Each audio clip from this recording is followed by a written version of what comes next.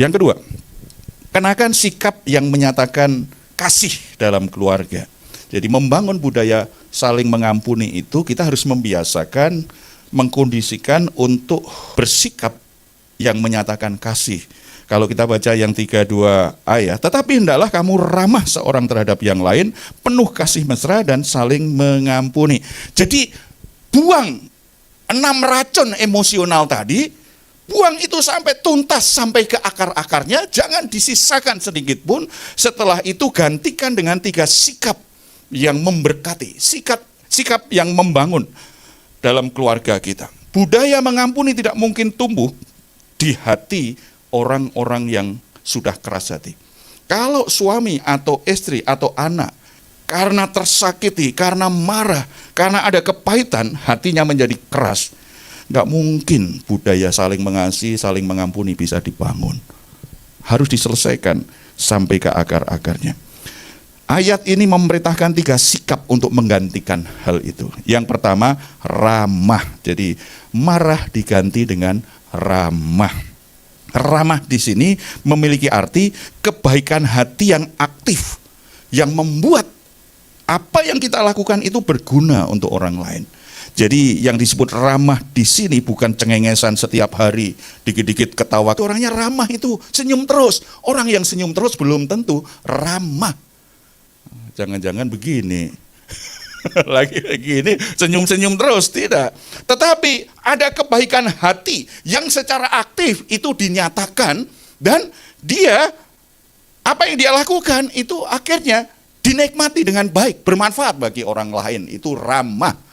Jadi kalau orang dikit-dikit, kan ada orang ya kadang-kadang ketemu gitu, dari jauh aja sudah langsung mendekati kita, salaman, wah salamannya semangat sekali, apa kabar bro, apa kabarnya, sehat semuanya. Belum tentu itu orang ramah. Belum tentu. Orang yang ramah itu ada kebaikan hati yang secara aktif pengen kebaikannya itu memberkati orang itu. Jadi bukan basa-basi. Bukan orang yang selalu senyum, enggak. Dan biasanya orang yang ramah itu tidak senang mempersulit orang lain. Ingin mempermudah. Jadi kalau seorang suami itu enggak ramah, istrinya punya kebutuhan apa saja prosedurnya begitu sulit. Lebih sulit dari minta dana hibah ke pemerintah. Sulit sekali, itu nggak ramah itu. Karena orang yang ramah kan memiliki kebaikan hati dan ingin kebaikannya itu bermanfaat, berguna untuk orang lain. Orang yang ramah itu mempermudah satu permasalahan supaya orang tidak kesulitan. Tetapi tentu saja tidak boleh melanggar aturan, itu benar ya. Seorang ibu yang ramah terhadap anaknya tidak mempersulit anaknya untuk mendapatkan sesuatu yang baik dari orang tuanya. Jadi kalau orang ramah itu begitu itu, akan urusan orang lain itu ada yang jadi kepentingan, kebutuhan orang lain itu bisa cepat untuk diselesaikan, tercukupi. Itu yang ramah itu, karena orang yang ramah itu pribadinya mudah didekati, menyenangkan dan lembut. Jadi orang senang. Ciri ibu kalau kita baca, Paulus pernah berkata, aku ini seperti seorang ibu. Ini ketika Paulus bilang sama jemaat, aku ini seperti seorang ibu yang ramah dalam merawat kamu. Ibu-ibu kalau anak-anakmu takut dekat denganmu, kemungkinan lebih banyak marah-marah daripada ramah. Kalau orang yang ramah itu orang nyaman mendekati. Itu tidak selalu salaman-salaman, ketawa-ketawa, enggak. Tetapi nyaman gitu. Makanya bicara ramah tidak selalu orang yang senyum terus kan. Karena kan ada orang yang kadang-kadang senyumnya itu harus ada alasan jelas. Tetapi kadang-kadang ada yang nggak ada alasan jelas, pokoknya ketawa aja. Gitu. Pertama, ramah. Sikap ramah ini harus dibangun dalam keluarga. Istri merasa nyaman dengan suaminya, suaminya juga sebaliknya begitu, anak-anak juga begitu. Lalu yang kedua, sikap yang penuh kasih mesra. Penuh kasih mesra di sini punya arti memiliki belas kasihan yang mendalam dari hatinya. Jadi ini ketulusan hati untuk berbelas kasihan kepada orang lain. Wujudnya itu namanya orang berbelas kasihan ya, bisa merasakan kesedihan orang lain, bisa merasakan kelemahan dan penderitaan orang lain. Itu biasanya orang yang penuh kasih mesra, empatinya kuat terhadap orang yang menderita, orang yang lemah, orang yang gagal, orang yang sedang hancur hati. Ini bukan tipe orang yang keras atau mati rasa, gak peduli dengan urusan orang lain. Enggak, orang yang penuh kasih mesra itu bukan dikit-dikit peluk, cium, itu lebay, itu bukan kasih mesra, itu pamer. Yang disebut penuh kasih mesra itu tadi, ada belas kasihan mendalam. Makanya kalau seorang suami melihat istrinya pontang-panting, kelihatan kelelahan, ngurus rumah gitu, atau yang lain gitu, apa yang bisa saya bantu mah? Itu namanya penuh kasih mesra. Sebaliknya, suami baru pulang dari aktivitas atau pekerja kelihatan capek, kemudian kelihatan stres gitu. Apa yang terjadi? Waduh, saya stres betul itu menghadapi orang ini nih, teman kerja ini. Bukan diledek, kamu gitu aja lemah. Enggak. Ikut merasakan perasaan stresnya, perasaan sedihnya, perasaan penderitaan batin maupun penderitaan fisik pasangan. Kemudian muncul empati yang dalam, hadir. Ya udah kalau begitu kamu istirahat dulu lah ya, aku buatin teh hangat dulu ya. Nah, misalnya gitu. Nah, itu penuh kasih mesra tuh. Ibu-ibu kalau suami capek kerja gitu ya, kelihatan lelah, kelihatan stres lagi karena mungkin ada masalah di pekerjaannya, gitu jangan rewel ya, ibu-ibu ya. Miliki penuh kasih mesra. Ada keluarga muda, saya tanya begini. Laki-laki nih. Apa yang buat kamu, coba sebutkan satu hal yang membuat kamu itu begitu memberi apresiasi terhadap kasih yang diberikan istrimu dan kamu menikmati betul pernikahan. Ini pengerja gereja masih muda ya. Iya Pak, satu hal saya selalu ingat, kalau saya habis pelayanan saya kan capek banget itu pulang tuh. Istri saya nggak nuntut cerita ini, minta dibantu ini, minta dibantu itu, enggak. Dia langsung suruh buka sepatu. Ketika buka sepatu, istri saya ke belakang, ke dapur, udah bawa waskom, isi air hangat. Mantap itu. Langsung kaki suaminya itu digosok, dipijit gitu. Maksudnya itu kesannya dalam terhadap suami itu, istriku penuh kasih mesra terhadapku.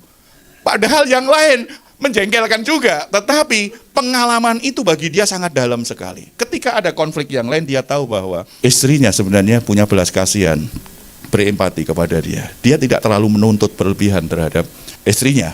Orang nikah itu harus sampai titik kita itu realistis dengan hubungan status pernikahan dan hidup kita. Hanya orang yang awal-awal jatuh cinta saja itu berlebihan itu. Kasih mesra yang dimaksud di sini kan ada empati. Ketika ada kepedulian, ada empati, walaupun untuk hal-hal yang kecil, itu membangun keintiman rumah tangga. Itu namanya penuh kasih mesra. Kasih mesra itu lahir dari empati. Dari ikut merasakan apa yang dirasakan. Itu namanya kasih mesra. Ya, jadi bukan sekedar peluk-pelukan, cium-ciuman, enggak. Yang ketiga, sikap yang ketiga mengampuni. Memberikan pengampunan secara sukarela, cuma-cuma, penuh kasih karunia. Ingat, pengampunan di sini ini tidak bicara yang kita ampuni itu memang pantas diampuni. Enggak. Ini pengampunan Tuhan. Ini bicara kasih karunia. Di mana Tuhan mengampuni kita walaupun kita enggak layak untuk diampuni, diberikan dengan cuma-cuma. Dan dilakukannya bukan karena terpaksa, tetapi karena sukarela. Kalau kita dalam keluarga, suami istri atau orang tua anak, anak dengan orang tua, mengambil sikap ini, maka kita akan membiasakan di rumah itu ketika orang buat salah, dimaafkan. Wujudnya membebaskan orang lain dari utang kesalahannya tanpa menuntut balas dendam. Ini hanya mungkin kalau racun emosional tadi ditangani baik, kalau enggak sulit ini. Tetapi memang perilaku dan sikap itu hanya mungkin berubah kalau yang buruk dibuang, yang baik dilakukan. Misalnya, orang terbiasa ngomong caci maki, kata-kata kotor. Bagaimana supaya bisa berubah kata-katanya itu kata yang menguatkan, menjadi berkat, membangun hidup orang. Saudara harus buang kata-kata kotor itu dari kosakatamu. Yang dilakukan, melakukannya gimana? Setiap hari bangun tidur, ucapkan kata-kata yang baik, yang membangun, yang mendatangkan berkat, mendatangkan kasih karunia bagi yang mendengarnya. Buang segala kebohongan, kata-kata yang jahat. Lakukan itu. Banyak orang Kristen pengennya nggak perlu latihan begitu, maunya ditumpangin tangan, didoakan langsung berubah. Itu nggak tanggung jawab. Bahkan ada yang minta, ini kelihatannya roh jahat itu Pak, doa pelepasan aja, apalagi yang mau dilepaskan. perhambaan dosa kan sudah dilepaskan oleh Yesus. Harusnya tidak lagi terikat dengan tabiat-tabiat buruk itu. Tetapi kenapa itu masih mengikat banyak orang Kristen? Karena tidak mau membuangnya, tidak mau mencabut sampai akar-akarnya, masih disimpan sebagian untuk kenang-kenangan. Seringkali kan begitu, karena memang nggak mau. Ada orang berkata, aku memang begitu Pak, saya dari dulu begitu, nggak mungkin saya berubah. Saya bilang, bukan nggak mungkin berubah, kamu nggak mau berubah. Sebab Yesus sudah membayar lunas hutang dosa kita. Kuasa dosa itu sudah dihancurkan oleh Yesus di atas kayu salib. Kalau kita sungguh-sungguh percaya dan hati kita, hidup kita ada Yesus Kristus, harusnya kita bisa mengalahkan hal-hal yang jahat, hal-hal yang buruk dan berdosa itu. Kita tidak mau. Lalu kita cari pembenaran. Mengampuni itu karena apa? Makanya tadi dikatakan kan, karena kita sadar kita ini sebenarnya nggak layak kok diampuni. Saya nggak layak diampuni Tuhan. Dan banyak hal saya juga nggak layak tuh diampuni pasangan atau orang tua gitu ya. Karena kesalahan saya sudah nyakiti hati orang tua kita sekian lama, misalnya begitu ya. Kesadaran bahwa kita juga orang yang beroleh kasih karunia akan menolong kita untuk bisa memberi kasih karunia kepada yang lain. Penerapannya, bangun keramahan dalam keluarga setiap hari. Biasakan Bapak Ibu nggak usah jaim, terutama Bapak-bapak nggak usah jaim, pasang muka angker berwibawa, enggak. Biasakan tersenyum ketika ngajak bicara anggota keluarga yang lain. Sapa, ngobrol, akrab dua arah. Jangan searah ya, Bapak-bapak saya ingatkan, kalau ingin saudara dapat hati anak-anakmu, atau suami ingin dapat hati istrimu, kalau ngobrol itu hadir. Hadir itu artinya setelah itu ngobrol. Ngobrol beda dengan bicara. Kalau bicara itu searah. Misalnya saya panggil anak saya karena ada sesuatu yang saya nggak cocok, kemudian saya ngomong sendiri, itu namanya searah. Tetapi kalau ngobrol saya akan tanya, Papa denger loh dari Mama, kamu begini, bener nggak nih? Saya dengan anak laki saya selalu saya ingat, kamu laki-laki. Laki-laki itu bukan berarti tanpa kesalahan, tetapi laki-laki sejati itu berani bertanggung jawab kalau dia buat salah. Atau kalau tidak, dia bertanggung jawab dengan hidupnya. Papa tanya ini, kenapa Papa dapat informasi dari Mama kamu begini, bener nggak? Ceritanya seperti apa sih? Itu keramahan, bukan, sini kamu, buat malu orang tua saja. Langsung ngomong nih, ya kalau saya khotbah saya sehari juga bisa. Landasannya kemarahan, enggak. Orang yang ramah itu tadi pasti suka ngobrol dua arah, lalu kalau kita lihat dia respon baik walaupun salah, kita berikan pengampunan kan. Kita peluk, nak, Papa bangga loh, kamu laki-laki yang berani bertanggung jawab. Memang kamu salah, Papa tidak akan biarkan kamu tetap dalam kesalahan, tetapi Papa bangga karena kamu jadi laki-laki yang bertanggung jawab. Dipeluk, diberi semangat. Itu orang ramah itu biasanya ekspresi wajahnya itu kelihatan sama dekat dengan orang lain. Dalam keluarga coba biasakan lah ya. Saya introvert, saya sulit loh sebenarnya untuk ramah, untuk memeluk anak-anak sulit. Ketemu dengan Puru Batak yang juga jarang mendapatkan pelukan. Perlu latihan, perlu belajar. Bu Marta banyak tuh saya ajarin tuh, peluk anakmu tuh. Perhatiannya banyak tuh anak-anak, tetapi dengan anak jarang memeluk tuh, waktu anak-anak kecil. Saya bilang, peluk anakmu, perlu dilatih. Kadang-kadang tangannya saya berikan, peluklah anakmu. Karena dalam keramahan itu orang pasti, itu bagian dari keramahan yang harus dilakukan. Kemudian kasih mesra gimana mempraktekannya? Peka dan pahami kesehatan mental, emosional, fisik yang sedang dihadapi pasangan atau anak kita ya. Berikan empati dukungan. Jadi buang dalam rumah kebiasaan menghakimi, kebiasaan marah sebelum kita klarifikasi dan benar-benar paham dengan masalahnya. Lalu bagaimana budaya saling mengampuni bisa kita lakukan? Kalau berbuat salah, biasakan berkata, maaf, aku salah. Jangan nuntut orang lain dulu yang minta maaf. Enggak, mulai dari dirimu dulu. Bapak-bapak, kapan terakhir minta maaf ke istri? 5 tahun lalu. Istri-istri, ibu-ibu, kapan terakhir bilang begini, maaf, aku salah, Pak? Nah, kalau ada yang minta maaf itu harus jadi budaya. Anak-anak juga perlu diajarin. Kalau kamu salah, ini yang pernah saya ajarkan ke anak saya kan. Kalau kamu salah, itu namanya kamu memang butuh belas kasihan Tuhan. Kamu nggak sempurna. Kamu perlu minta maaf. Tetapi kalau anak kita, pasangan kita buat salah sudah minta maaf, harus dibiasakan juga. Oke, aku memaafkan ya. Tapi kita saling menjaga supaya hal ini tidak terulang lagi. Itu nggak apa-apa, asal jangan dengan mengancam ya. Awas kalau kamu lakukan lagi ya. Itu namanya kasih bersyarat. Bagian terakhir, jadikan kasih karunia Allah itu dasar hubungan dalam rumah tangga. Sebagaimana Allah di dalam Kristus telah mengampuni kamu. Jadi dasar dari budaya saling mengampuni itu bukan karena kelayakan pasangan kita ini pantas untuk dikasih, pantas untuk diampuni. Tetapi dasarnya adalah status kita sebagai orang yang sudah diampuni. Sebagaimana Allah di dalam Kristus telah mengampuni kamu. Saya mengampuni istri saya bukan karena istri saya ketika buat salah pantas untuk diampuni. Tetapi karena saya sadar status saya sudah diampuni. Saya orang yang gak layak di hadapan Tuhan. Orang yang harusnya dimurkai oleh Allah. Saya ribuan bahkan mungkin jutaan kali buat salah. Tetapi pengampunan Tuhan tidak pernah berhenti dalam hidup saya. Kesadaran rohani ini membuat saya memutuskan mengampuni pasangan saya, anak-anak saya, orang tua saya yang buat kesalahan. Jadi dasarnya kasih karunia.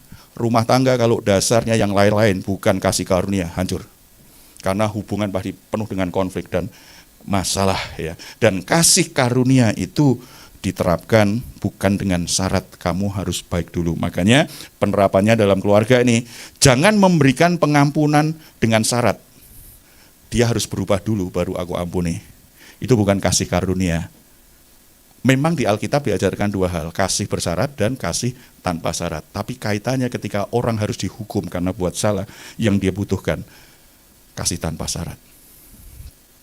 Ampuni pasangan atau anak yang berbuat salah secara cuma-cuma, bukan karena mereka pantas diampuni, karena sadar, ada kesadaran rohani, kita juga berdosa, kita nggak layak diampuni, tetapi Tuhan sudah mengampuni kita. Selesaikan konflik dan lepaskan pengampunan sebelum matahari terbenam, agar tidak memberi celah bagi iblis merusak keintiman suami istri. Alkitab kan ajarkan begitu, kalau kamu marah, jangan berbuat dosa ya. Sebelum matahari tenggelam nih, berhenti marah. Kalau engkau membiarkan itu berlarut-larut, membuka celah, iblis akan merusak rumah tanggamu. Sadarlah bahwa tidak ada anggota keluarga yang sempurna. Kembali saya ulang, saya enggak sempurna, saya orang berdosa, saya menikahi wanita yang tidak sempurna, yang berdosa. Saya punya anak yang tidak sempurna, yang berdosa. Sebenarnya tidak punya hak bagi saya menuntut mereka harus sempurna. Karena saya sendiri juga berdosa. Dan tidak pantas bagi saya menahan-nahan untuk mengampuni. Karena saya sendiri sebenarnya tidak pantas diampuni. Toh saya sudah diampuni oleh Tuhan. Mari kita datang kepada Tuhan. Kasih yang begitu sempurna, kau korbankan hidupmu.